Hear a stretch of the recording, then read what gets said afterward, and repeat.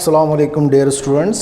आज हमने single entry के बारे में पढ़ना है। सिंगल एंट्री कैसे रिकॉर्ड करनी है, पहले तो मैं ये बता दूं कि सिंगल एंट्री है क्या चीज़।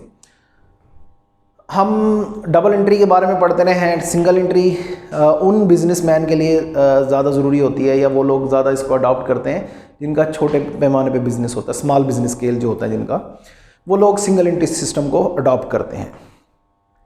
और डबल एंट्री सिस्टम जो बड़े बिजनेसमैन होते हैं, जो बड़े बिजनेस स्ट्रक्चर होते हैं जिनमें कैपिटल और कैश फ्लो बहुत ज़्यादा होता है, वहाँ पर डबल एंट्री सिस्टम को फॉलो किया जा रहा होता है।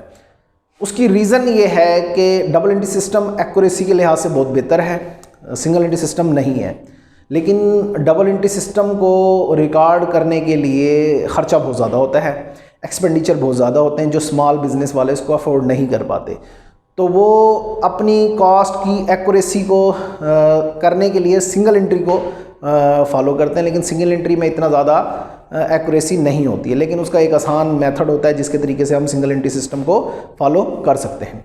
तो आज हमने वही सिंगल एंट्री सिस्टम में निकालना है प्रॉफिट और लॉस। तो इसमें बनती है स्टेटमेंट प्रॉफिट और लॉस। बड़ी सिंपल सा है ये, कोई इसमें डिफ़िकल्टीज नहीं है सिंगल एंट्री सिस्टम। तो सबसे पहले हमने इधर लिखते हैं कैपिटल जो एंडिंग होता है। Let's suppose capital as on 31 December, यानी कि साल के एंड में हो रहा है। जैसे आज हम इसको कहते हैं 2020 को, तो ये हमारा बैलेंस आ जाता है। इसको कहते हैं कैपिटल एज ऑन 31 दिसंबर, यानी कि साल के एंड का जो कैपिटल है वो हमारा इधर रिकॉर्ड किया जाता है। इसमें ऐड करना है आपने विड्रॉ,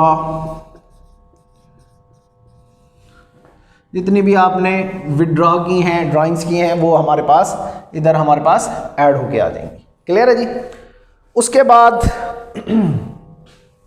इसमें से लेस करना है आपने फ्रेश कैपिटल, या हम इसको एडिशनल कैपिटल भी कह सकते हैं, फर्दर कैपिटल भी कह सकते हैं, और इंट्रोड्यूसिंग कैपिटल भी कह सकते हैं।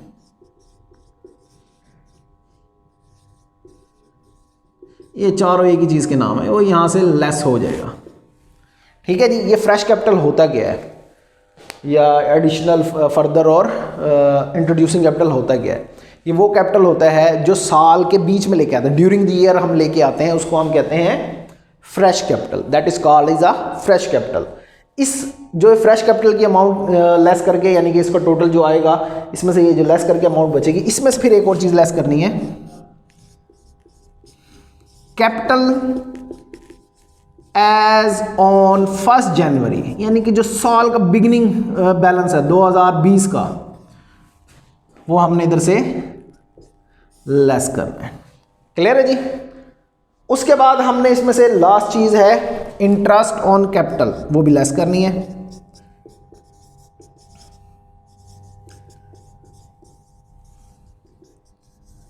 इंटरेस्ट ऑन कैपिटल भी इधर से लेस हो जाएगा। जो बचेगी, अगर पॉजिटिव में आंसर आता है, प्लस में आंसर आता है, तो वो हमारा नेट प्रॉफिट होगा या नेट इनकम कह लें, और अगर माइनस में आता है तो नेट लॉस आएगा। ये जो आंसर है हमारा। क्लियर है जी। अच्छा, इंटरेस्ट ऑन कैपिटल में दो चीज़ें होती हैं। इंटरेस्ट ऑन कैपिटल दो चीज़ों पे लिया जाता है, एक तो ओपनिंग कैपिटल पे और एक फ्रेश कैपिटल पे। जब वो लेंगे हम और उसको हम इधर दर्ज करेंगे, इधर से इसमें से टोटल निकाल के इसमें से माइनस करेंगे, तो हमारा नेट प्रॉफिट और नेट लॉस निकल आएगा। ये सिंगल एंट्री सिस्टम है और ये नहायत ही आसान सा सिस्टम है, लेकिन इसमें एक्यूरेसी होना बहुत ज़्यादा मुश्किल हो जाती है, लेकिन फिर भी हमें करीब करीब नेट प्रॉफिट और नेट लॉस निकाल के दिखा देता है।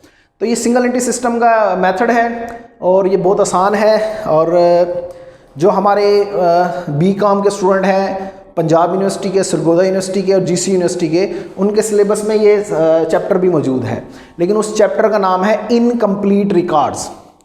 तो इनकम्प्लीट रिकॉर्ड्स में सिंगल एंट्री सिस्टम को ही फॉलो किया जाता है, लेकिन इसमें हमारे पास ये दो कैपिटल एंडिंग कैपिटल यानी कैपिटल ऑफ 31 दिसंबर मिसिंग हो सकता है, और ओपनिंग कैपिटल ऑफ 1 जनवरी हमारे पास मिसिंग हो सकता है। इसके लिए बनती है स्टेटमेंट ऑफ अफेयर्स। इसका मैं छोटा सा प्रोफार्मा बना देता हूँ स्टेटमेंट ऑफ अफेयर्स का। ये ओपनिंग और एंडिंग की शक्ल तकरीबन एक जैसी होती है, सिर्फ बैलेंस हमने एंडिंग के बैलेंस उठाने होते हैं और ओपनिंग के ओपनिंग बैलेंस उठाने होते हैं। तो ज़रा ये हम इसका स्ट्रक्चर देख लेंगे। थोड़ा सा मैं इसका जगह कम लेते हुए ये बता देता हूँ आपको।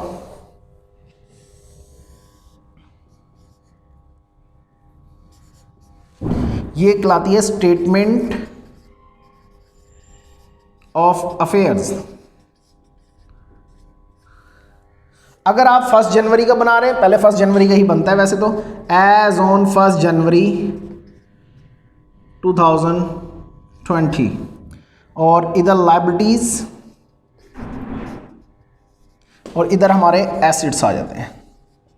ठीक है जी। तो सबसे पहले अब हमने देखना है कि लायबिलिटीज कौन कौन सी होती हैं और क्या कहते हैं एसेट्स कौन से होते हैं। इसमें कैश इन हैंड है, कैश एट बैंक है, और सन्डी डेटर्स,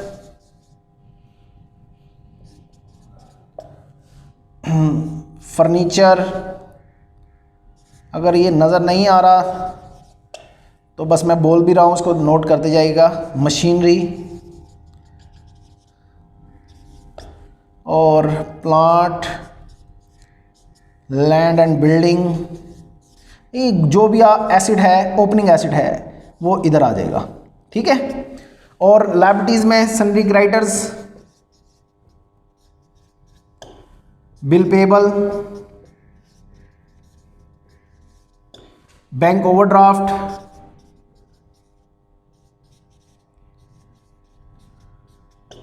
तो ये तमाम चीज़ें आ जाएंगी। ठीक है जी। तो ये हमारा परफॉर्मा है स्टेटमेंट ऑफ अफेयर्स का 1 जनवरी का। यही सेम परफॉर्मा 31 जनवरी का भी है, लेकिन बस उसमें फ़र्क ये होता है कि हम एंडिंग बैलेंस उठाते हैं और उसमें एडजस्टमेंट्स हो सकती हैं, तो वो एडजस्टमेंट के लिहाज से हमने करना है। तो इंशाल्लाह अभी मैं तो सिर्फ अभी परफॉर्मा की तरफ बेस पे ज़्यादातर कोशिश कर रहा हूँ कि ताकि परफॉर्मा स्टूडेंट्स को समझ आ जाए। नेक्स्ट वीडियोस में इंशाल्लाह हम इनके क्वेश्चन भी हल करेंगे, लेकिन अभी मैं पूरी अकाउंटिंग की कोशिश कर रहा हूँ कि परफॉर्मा बेसिक जो हमारी जो अकाउंटिंग है, जो क्वेश्चन किस तरीके से करना है, चैप्टर किस तरीके से सॉल्व करना है, अभी सिर्फ हम उस पर लगे हुए हैं। तो इंशाल्लाह जब ये सारे कंप्लीट हो जाएंगे फिर मैं आपको अपनी वीडियो में क्वेश्चन सॉल्व करना भी सिखाएंगे हम। तो हमारा सबसे पहले आपने YouTube चैनल को सब्सक्राइब ज़रूर करना है, उसके बाद इंशाल्लाह जो भी नई वीडियो आएगी आप तक वो पहुंचती रहेगी, और बेल आइकन का बटन भी ज़रूर दबा दीजिएगा। Thank you. अल्लाह हाफिज़।